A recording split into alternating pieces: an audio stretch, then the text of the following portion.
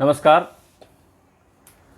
आज हम BSc part first botany में पेपर थर्ड के ई लेक्चर की शुरुआत कर रहे हैं और इसमें यूनिट फर्स्ट से हम स्टार्ट कर रहे हैं और पेपर थर्ड जो है इसका नाम है cell biology, genetics and plant breeding. तो सेल बायोलॉजी से हम इसको स्टार्ट करते हैं। तो आज हम पहला जो लेक्चर है इसमें हम सेल बायोलॉजी के बारे में, इसकी परिचय, इसका इंट्रोडक्शन के बारे में करते हैं। तो इंट्रोडक्शन टू सेल बायोलॉजी।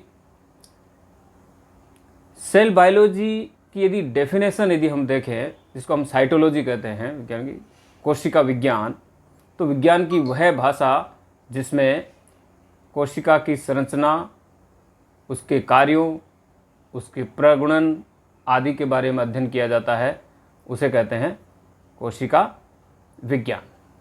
अब कोशिका विज्ञान में हम ये देखते हैं कि धीरे धीरे जो टूल्स का आविष्कार हुआ, माइक्रोस्कोपी का आविष्कार हुआ, साइटोलॉजी में तेज़ी से परिवर्तन देखने को मिले इस क्षेत्र में। और ये अभूतपूर्व परिवर्तन की शुरुआत जो है वो सबसे पहले माइक्रोस्कोप की उसके इन्वेंशन से, उसके आविष्कार से हुई। तो पहला सूक्ष्मदर्शी जो है उसका आविष्कार जो किया गया वो हैंस जेनसन एंड जैकरिस जेनसन ने 1600 ईस्वी में किया। जैसा कि हम डायग्राम में देख रहे हैं, ये जो माइक्रोस्कोप जिसे जैसन माइक्रोस्कोप के नाम से जानते हैं, इसमें 2 लेंस लगे हुए थे। 2 लेंस्ड माइक्रोस्कोप था, जैसा हम देख रहे हैं इसमें पिक्चर में।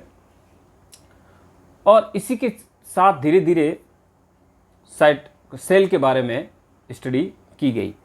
तो जैसा कि हम जानते हैं कि कोशिका की खोज जो है वो रॉबर्ट हुक ने 1665 में की थी। ये एक कॉर्क सेल के अंदर इसकी खोज की थी और एक ऐसा रिक्त प्रकोष्ठ था जिसे सेलुला नाम दिया गया, और यह एक मृत सेल थी और इसकी सबसे पहले खोज जो है की गई। अब इसके बाद में एंटोन वॉन लीवेनहॉक ने 1673 में सबसे पहले पॉन्ड वाटर में जीव थे, लिविंग सेल्स जो थी उसकी स्टडी की, जिसमें प्रोटोजोआ भी थे, कुछ बैक्टीरियल सेल भी थी, और इन्होंने एनिमलक्यूल्स कहा। तो एंटोन वॉन लीवेनहॉक ने कई यूनिसेलुलर छोटे छोटे माइक्रो ऑर्गेनिज्म की स्टडी की, और इनका जो माइक्रोस्कोप था वो सिंगल लेंस यानी एक लेंस वाला माइक्रोस्कोप था। ऐसे यदि हम सेल के बारे में धीरे धीरे और ज़्यादा टूल्स जैसे जैसे बढ़ते गए, माइक्रोस्कोपी के दौरान धीरे धीरे कंपाउंड माइक्रोस्कोप आया। कंपाउंड माइक्रोस्कोप के बाद में जब इलेक्ट्रॉन माइक्रोस्कोप भी आ गए, ये बहुत लेट आए थे इलेक्ट्रॉन माइक्रोस्कोप, 19वीं सदी में आए थे। नोल एंड रस्का ने इसको डिस्कवर किया था। उसके बाद फेज कॉन्ट्रास्टिंग माइक्रोस्कोप आ गया, और फेज कॉन्ट्रास्टिंग माइक्रोस्कोप से भी लिविंग सेल की डायरेक्ट स्टडी की जाती है। तो सेल की स्टडी में जैसा हम देख सकते हैं इस सेल में, इसमें डायग्राम में, कि कोशिका के बारे में और ज़्यादा जानने की उत्सुकता बढ़ती गई, और फेलिक्स डुजार्डिन ने कोशिका के अंदर जो पदार्थ पाया जाता है, उस समय वो पदार्थ अननोन था, उसे नाम दिया सारकोड। तो सारकोड वर्ड जो है वो डुजार्डिन ने दिया था, और इसी सारकोड को जे.ई. पुरकिंजे ने 1840 में इसे प्रोटोप्लाज्म नाम दिया, जीव द्रव्य जिसे हम कहते हैं। तो इसी के दौरान अगला रॉबर्ट ब्राउन ने इससे पहले ही केंद्र की खोज की, न्यूक्लियस की खोज की। तो ये सारी स्टडी जो है वो सेलुलर हिस्ट्री के रूप में आती है, सेल की हिस्ट्री के रूप में हम देखते हैं इसको। तो ऐसे बहुत सारे इन्वेंशन जो है, बहुत सारी खोजें जो है वो हुई, और धीरे धीरे इस पर भी सेल के ऊपर एक बॉटनिस्ट और एक जूलॉजिस्ट, जैसे बॉटनिस्ट में मैथियस स्लीडन और थियोडोर स्वॉन, ये दोनों वर्क कर रहे थे, और इन्होंने सेल के बारे में सेल थ्योरी दी। तो इनके बाद में धीरे धीरे एक और सेल थ्योरी में एक और कंसेप्ट जो है ऐड हुआ, रुडोल्फ विर्चो का। तो इन तीनों के नाम, जिसमें स्लीडन, स्वान और रुडोल्फ विर्चो, इन्होंने मिल करके एक सेल थ्योरी का निर्माण किया, एक कोशिका सिद्धांत, उस कोशिका सिद्धांत जो है जिसमें ये कहा गया कि कोशिका जीवन की मूलभूत इकाई है। अर्थात कहने का मतलब कि सभी जीव जो होते हैं वो एक या एक से अधिक कोशिकाओं से मिलकर बने होते हैं, और यही जो बेसिक स्ट्रक्चर है ये उस जीव की संरचना को बनाते हैं, इसलिए कोशिका संरचनात्मक इकाई है। दूसरा जो पॉइंट आता है कि इसमें सबसे इंपॉर्टेंट कि फंक्शनल, कि कोशिका जीव की क्रियात्मक इकाई है, यानी कि कोशिका वह एक स्ट्रक्चर है जिसके अंदर उपापचयी क्रियाएं होती है, और ये सारी जितनी भी एक्टिविटीज़ होती है लिविंग थिंग्स में वो सारा इस सेल के अंदर होती है। तो संरचनात्मक और क्रियात्मक इकाई का जो कंसेप्ट जो है वो स्लीडन और स्वान ने दिया। लेकिन एक और बहुत इम्पोर्टेंट जो कंसेप्ट जो दिया गया वो रुडोल्फ विर्चोव ने दिया था 1855 में। ये था कि कोशिका की ही कोशिका से उत्पत्ति होती है, यानी कि एक कोशिका जो होती है वो अपनी पूर्ववर्ती कोशिका से बनती है। तो ये एक बहुत बड़ा एक कंसेप्ट था।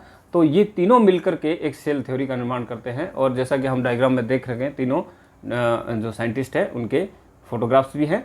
और इस सेल थ्योरी के अपवाद भी हैं कुछ, जैसे वायरस। तो वायरस जो है वो इस सेल के कंसेप्ट में नहीं आते। वायरस हम जानते हैं कि एक यदि किसी बॉडी में या होस्ट में रहता है तो ये लिविंग होता है, यदि नहीं रहता है बाहर रहता है तो ये नॉन लिविंग होता है। तो एक कनेक्टिंग लिंक के रूप में हम इसको जानते हैं। दूसरा, एल्गी के अंदर वाउचेरिया जो है वो सिनोसिटिक कंडीशन होती है, उसके अंदर एक कोशिकीय होता है लेकिन मल्टी न्यूक्लियर कंडीशन होती है। और ऐसे ही फंजाई के अंदर राइजोपस पाया जाता है। तो ये कुछ अपवाद है सेल थ्योरी के।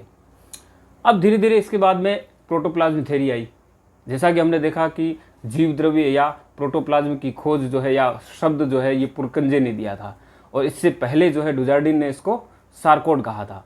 तो अब इस प्रोटोप्लाज्म के ऊपर भी हक्सले ने 1865 में इसी प्रोटोप्लाज्म को, इसी जीव द्रव्य को जीवन का भौतिक आधार कहा, और इसके आधार पर हार्टविग ने जीव द्रव्य का सिद्धांत दिया, प्रोटोप्लाज्म थ्योरी दी। ये क्वेश्चन बहुत छोटे छोटे क्वेश्चन है लेकिन इंपॉर्टेंट है, एक एक लाइन में प्रतियोगिता परीक्षाओं में भी पूछे जाते हैं, और एनुअल एग्जाम जो होते हैं उनमें भी बीएससी में पूछे जाते हैं। तो प्रोटोप्लाज्म थ्योरी जो है वो है क्या?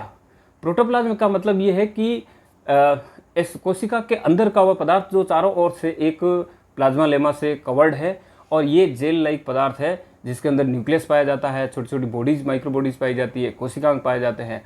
और ये पदार्थ जो है जीव द्रव्य वो कार्बनिक और अकार्बनिक पदार्थों से मिलकर के बना होता है, और इसके अंदर जैविकीय गुण होते हैं जिसकी वजह से कोशिका के अंदर जितनी भी एक्टिविटीज़ होती है, चाहे वो पोषण की हो, श्वसन की हो, उत्सर्जन की हो, गति हो, इसमें जनन हो, ये सारी एक्टिविटीज जो होती है इसी के द्वारा होती है। तो इसे जो है जीव द्रव्य का सिद्धांत कहा जाता है। अब हम इसके जो टर्मिनोलॉजी है उसके ऊपर आते हैं, और वो हम देखते हैं कि यहाँ जो वर्ड जो आपको सामने दिखाई दे रहे हैं इसमें देखिए हम कहते हैं प्रोटोप्लाज्म। तो प्रोटोप्लाज्म जो है वो आप देखिए इसके अंदर न्यूक्लियस से लेकर साइटोसोल, यानी कि सारा जो है वो प्रोटोप्लास्ट कहलाता है। प्लाज्मा लेमा यानी कि कोशिका झिल्ली, और उसके अंदर जो भी है वो सारा प्रोटोप्लाज्म के नाम से जाना जाता है। और यदि हम साइटोप्लाज्म की बात करें तो इस प्रोटोप्लाज्म में से न्यूक्लियस को हटा दो तो पीछे जो बचा है वो सारा साइटोप्लाज्म है। हम साइटोप्लाज्म में न्यूक्लियस को काउंटिंग करेंगे तो प्रोटोप्लास्ट से न्यूक्लियस को यदि बाहर कर देते हैं तो बचता है साइटोप्लाज्म। तो अब साइटोप्लाज्म में क्या है? साइटोप्लाज्म में है सेल ऑर्गेनेल्स जितने भी हैं वो सारे साइटोप्लाज्म में आते हैं।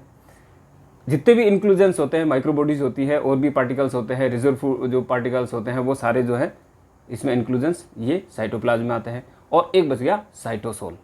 तो आगे जो हम डेफिनेशन यदि देखते हैं कि साइटोसोल क्या होता है, तो साइटोसोल का मतलब ये होता है कि साइटोप्लाज्म के अंदर या कोशिका द्रव्य के अंदर यदि हम जितने भी ऑर्गेनेल्स को निकाल दें, बॉडीज को निकाल दें, तो पीछे जो बचता है जो लिक्विड बचता है, जो पार्ट बचता है, उसे हम साइटोसोल कहते हैं। तो ये कंसेप्चुअल जो है डेफिनेशंस होती है जिसको हम देख रहे हैं।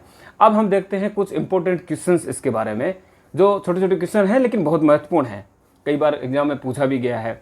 जैसे रॉबर्ट हुक द्वारा कॉर्क कोशिका की खोज की गई, वो कोशिका थी कौन सी थी? जीवित थी या मृत थी? वो मृत कोशिका थी, डेड सेल थी। दूसरा क्वेश्चन ऐसे आता है कि जीव द्रव्य शब्द किसने दिया? जीव द्रव्य या प्रोटोप्लाज्म हम बात कर रहे हैं, ये वर्ड दिया था पुरकिंजे ने, J.E. पुरकिंजे ने, क्योंकि सार्कोड वर्ड दिया था डुजार्डिन ने। ऐसे ही अगला क्वेश्चन है कि कोशिका की उत्पत्ति अपनी पूर्ववर्ती कोशिकाओं से होती है, ये सत्य है या असत्य है? ये बिल्कुल सत्य है, रुडोल्फ विर्चोव ने दिया था इसको। तो सेल थ्योरी का जो सबसे इंपॉर्टेंट तीसरा कंसेप्ट जो है वो यही है। ऐसे ही हम आगे देखते हैं अगला क्वेश्चन इंपॉर्टेंट कि जीव द्रव्य का सिद्धांत किसने दिया? ये सिद्धांत दिया था हार्टविग ने, ठीक है। और जीव द्रव्य को जीवन का भौतिक आधार किसने कहा? ये कहा था हक्सले ने। तो ये दो चीज़ों में कन्फ्यूजन होता है और ऐसे क्वेश्चन आते रहते हैं। अब एक क्वेश्चन आपके लिए है, वो है जीव द्रव्य व कोशिका द्रव्य में अंतर क्या है। तो आप लोग इसको लेक्चर को पूरा देखिएगा और इसमें अंतर भी बता रखा है। और इसी के साथ आप लोगों को ये अच्छा लगा हो तो इसे चैनल को सब्सक्राइब कीजिए और इस वीडियो को अधिक से अधिक शेयर कीजिए। Thank you very much.